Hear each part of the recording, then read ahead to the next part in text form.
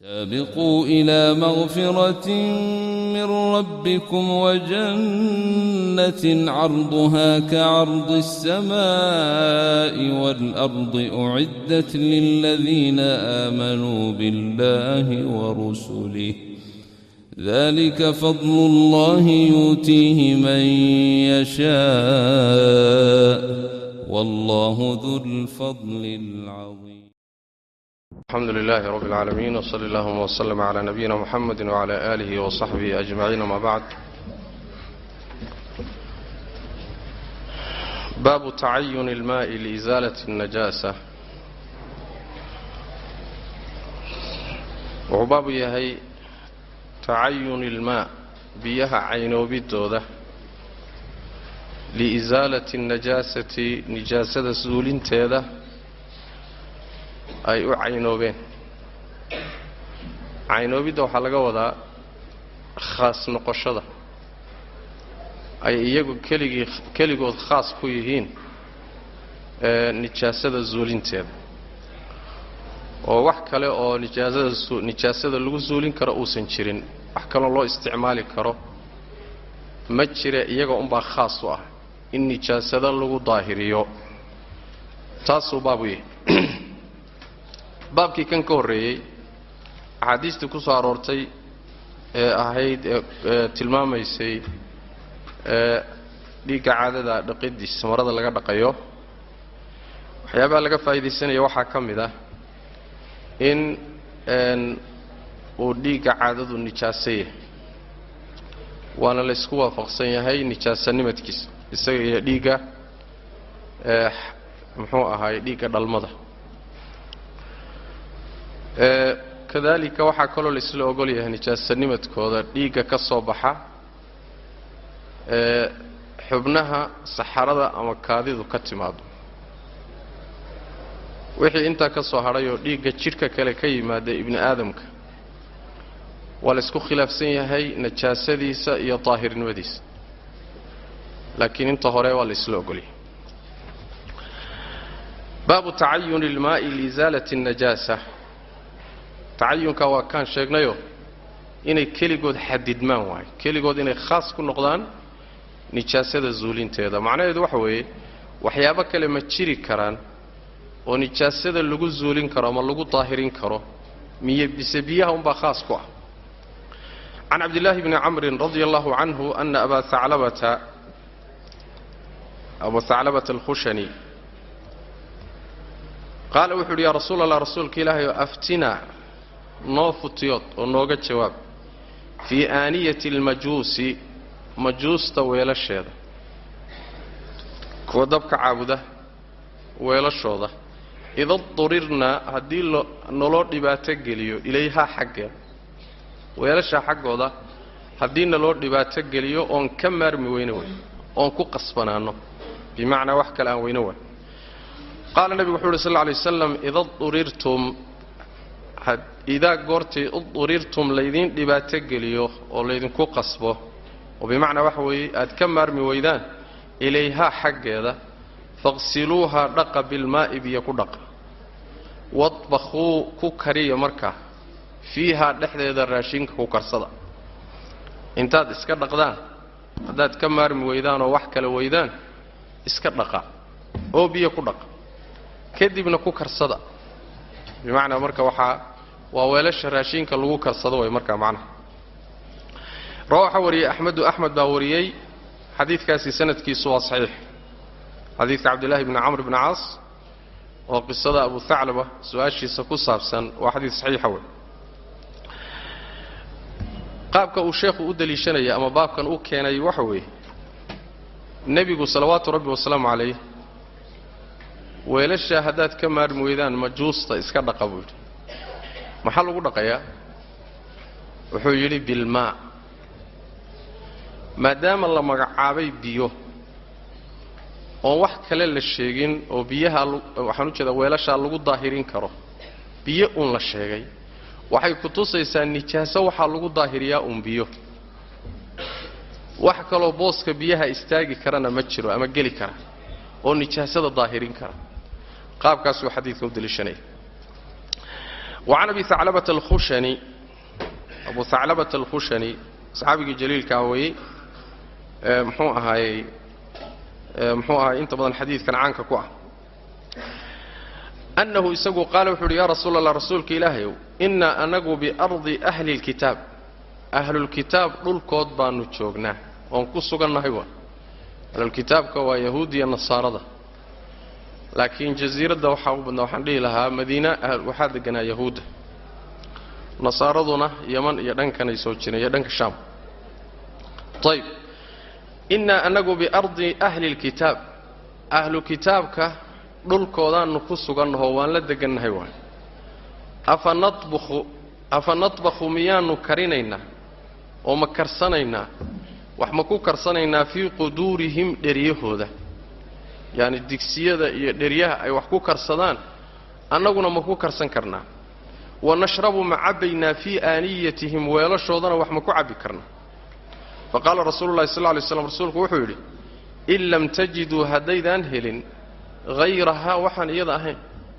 يدا اسمه هدد وح كلا إذا هلين فرحضوها دقة بالماء بيكو دقة يعني فرحضوها بالماء بيكو دقة كدبنا دي كعبوي أما كو كرصدا رواه توحوري الترمذي ووريه وقال وحول حديث وحسن أو صحيح صحيح حديث كاسي وساء الشيء هو حديث صحيحة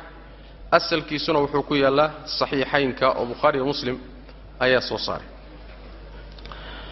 xadiidkan sidii kii hore oo kale wuxuu u daliishanayaa nabigu sallallahu alayhi wasallam wuxuu yiri farhaduha bil maa daqa oo maxaan ku dhaqnaa daahiriya maxaan ku daahirinaa biyo meesha wuxuu daliishanayaa hadii wax kale oo nijaasada lagu daahiriya uu jiro oo biyo ahayn waa la sheegi lahaa sheegidda biyaha la sheegay baa waxay ku tusaysaa inay tacayuneen oo iyaga kaligood un wax daahirin karaan saas u daliishanay laakiin istidlaalkaasi sax ma aha ala sawab laana sida uu leeyahay al-Imam Shawkani iyo qeyrkiiba weelashan biyo ku daahiriya oo biyo ku dhaqa kama laazimayso inay kaligood un nijaaso kasta daahirin karaan inay kaligood uun la isticmaali karo wax kalena uusan booskooda geli karin lagama fahmayo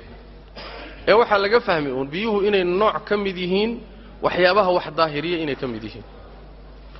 inta waa laga fahmay waxyaalaha wax daahiriya oo nijaasada lagu zuuliyo inay ka mid yihiin waa laga fahmay laakiin inay kaligood yihiin lagama qaadanayo inay kaligood yihiin lagama qaadanayo yaani dilaalada xadiisku qaabka uma socoto mana faa'iideynayso sheegidda kaligeedna macnaha lagama qaadanayo macna tayib saas daradeed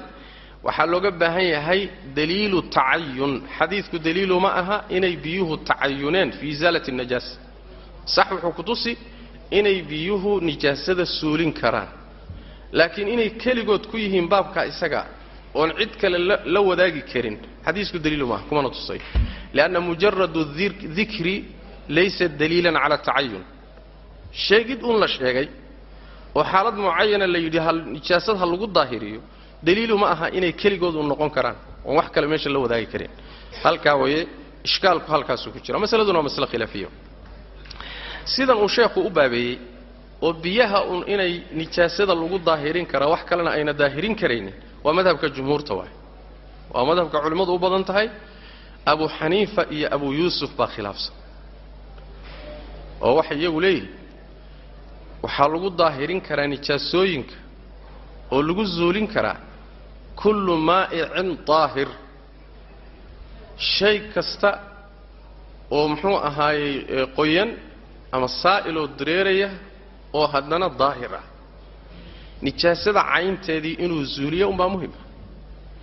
haddii uu zuuliyo tirtiro oo urkeedii iyo dhadhankeedii iyo midabkeediiba zuuliyo waa daahir buu sidaana waxaa dooranaya Sheikh Ibn Uthaymeen alayhi rahmatullah madhabka Abu Hanifa iyo Abu Yusuf ayaa saxabu leeyahay meel kanana wuxuu ku leeyahay waana sidaan isleeyahay way xoog badan tahay meeshii biyo ku soo arooreen biyo una loo isticmaalo meeshii aan zuulin aan daahirinteeda iyo nijaasadeeda in la zuuliyo wax ku soo arooray uusan jirinna biyaha asalahe iyagoona loo isticmaalo